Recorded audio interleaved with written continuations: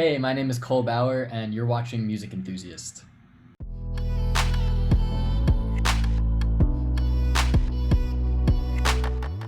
Hi, what's up? I'm Sarah from Music Enthusiast, and today I'm here with Cole Bauer. How are you? I'm doing great. How are you, Sarah? I'm so good. Happy birthday. So, how's your day been so far? Thank you. My day's going pretty well. I took the day off work. I have been sitting at my desk making music, listening to music, walking around Austin despite the crazy rain. But I'm having a good time. Thanks for asking. Of course, and thank you for letting me interview you on your birthday. That's pretty cool. No, this is the coolest. This is like the coolest way to spend my birthday. I've never been interviewed on my birthday before, so this is a first for me. Yeah, I've never interviewed someone on their birthday. I feel like I should have brought like a cake or something. Hey, listen, if you sing me happy birthday at the end of the interview, we'll call it square. Oh my god, you're acting like I could sing. I'm not talented in that area. Coaches don't play, I guess. Yeah, exactly. So I guess let's start off with Together Forever. It's such a good track. I literally Thank you. told you this before. Um, so fun, so boppy, so good. So how are you feeling about that being like out into the world? I'm feeling good about it. I've got a close group of friends that I usually share my music with before it's released. I feel like every musician has that really tight circle of people that they send the private SoundCloud links to. Um, and everyone I sent Together Forever to was like, oh, like, you've released some funky stuff in the past, and some like slow burns and groovy stuff, but like, they're like, this makes us kind of go like, ooh. And that was exactly the reaction I was hoping for. People bopping their heads. So I'm glad the response that I'm getting is it's super encouraging. Yeah, Yeah, and I mean it's always good for people to bop their heads to your songs, right? I love when people bop their heads to my songs. Amazing. So, um, this is like your second release of the year and the first few out of like non-collaborations. So what's it like making solo music compared to like collaborating with people? It's super different. So usually when I'm collaborating, it's like you find compromise in the creative styles between yourself and whoever you're working with. But I feel like I've been blessed with the fact that all the people I've collaborated with in the recent past, we've been very much on the same wavelength. So I feel like what I've been making recently is just, it's a natural evolution from, the Dean Keaton EP that we put out back in November 2020. Um, it's a bit more on like the psychedelic pop side of the spectrum, a little bit less R&B. But the process feels really similar. Nate and Josh, the guys in Dean Keaton, are some of my best friends, and we were friends before we started making music together. So those collaborations were very natural, and they also, they were a big part of the feedback process in the new songs. So it's different, but I wouldn't say it's more or less fun for me. Amazing. And how did you meet those guys?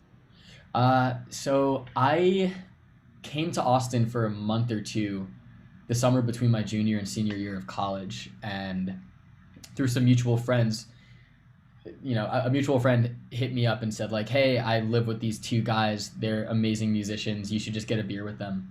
So we met up and we were talking music for a while, and we were talking about musical influences, and the first person I said, because at that point I was listening to so much Tom Misch, and I was like, oh man, I really love this guy Tom Misch, and they were like, yo, we love Tom Misch. And I was like, we need to go to my studio right now, which at that point was like a laptop and nothing else, my studio. So we started making music together after we met the first time, and hit it off super quick and realized that we gelled very well.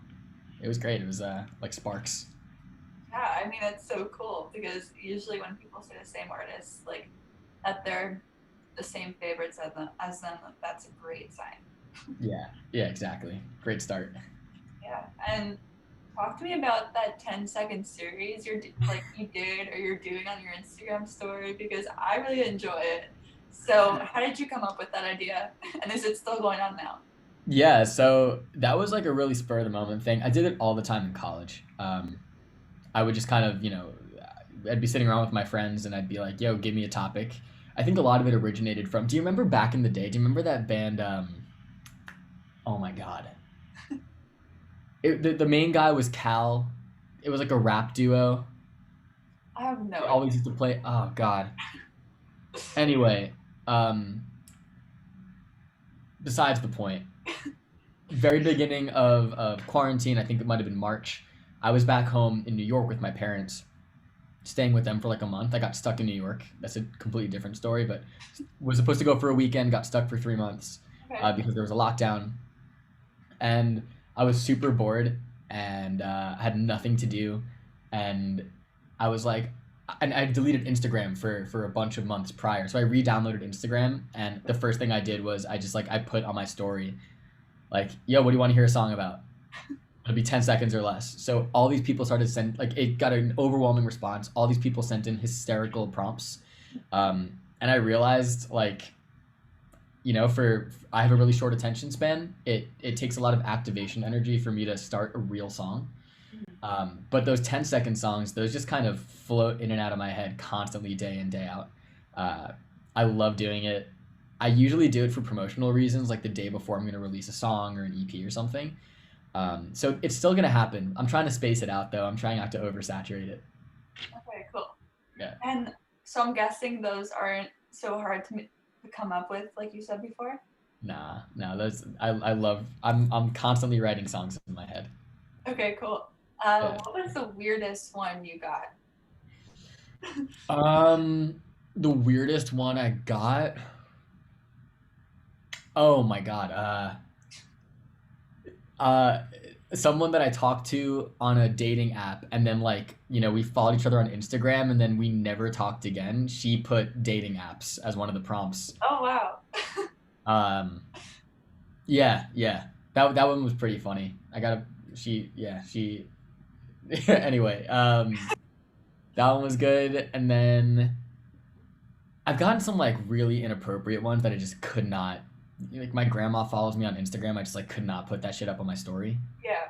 Um, but I'm gonna have to get back to you on that. Okay, cool. So I know you've also like written for like TV and film. So I mean, what's like film and TV Cole like compared to music Cole? If that makes sense. Yeah. So like I think the writing for TV and film it's like songs like sync. Yeah.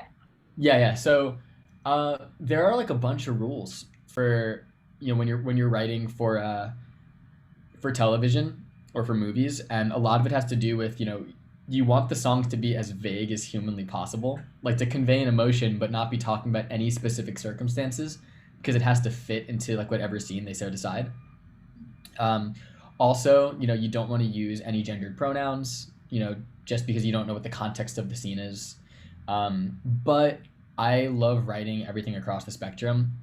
So it's a really fun exercise for me to write, if it needs to be like a hardcore R&B track or something really upbeat and poppy, or my favorite stuff is to like think about what would the ending title sequence of a movie sound like.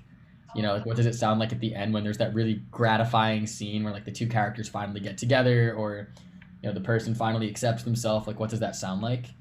um, I'm an emotional dude and I love writing emotional music, so it's cool to be able to write things that won't directly end up on my Spotify page as an artist, but will get heard by people in a specific context. I love that. And I mean, have you ever cried to one of your own songs, like either that was in a movie or like your own that you released? I, I don't. Okay, so no, no. Okay.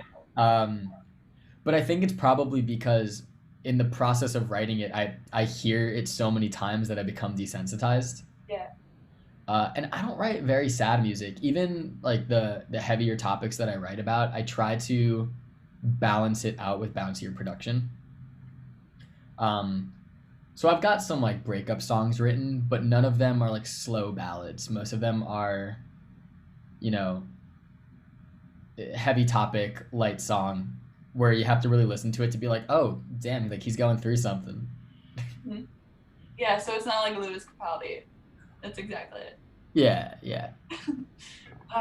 So I mean, could we expect another EP or like a project anytime soon? Currently talking to my management about that. It's an interesting musical landscape right now. You've got to balance wanting to release something cohesive with just how Spotify algorithms work and Apple Music algorithms. It's difficult. Personally, I would love to drop an EP. I've got enough material for it. It's all like up the sleeve, and I'm really proud of all of the stuff I've been producing and writing over the past few months. What it's going to come down to is, what makes the most sense, I guess, from like a business perspective, which is why I have a manager. Like I don't know very much about it. Yeah. I'm self-educating, but I trust them like so much. They do so much research and like they have my best interest at heart. So if they say singles, I'll release singles, but I'm pushing for an EP by the end of the summer. Cool. I can't wait for whatever's to come next. It'll be so great. Thank you. Last question. Who are your favorite artists right now? Okay. My favorite current artists, I am like obsessed with Heather. Yeah. Like amazing. By proxy, I mean my like first serious influence into the kind of music that I was making recently was Unknown Mortal Orchestra. Mm-hmm. And Heather, I feel like, there's no Heather without UMO. So I love those two. I love Still Woozy. But my favorites of all time are James Taylor and Radiohead. For sure. Amazing. Well, happy birthday again, and thank you so much for chatting with me. It was so fun. No, thank you so much. Thanks for spending my birthday with me.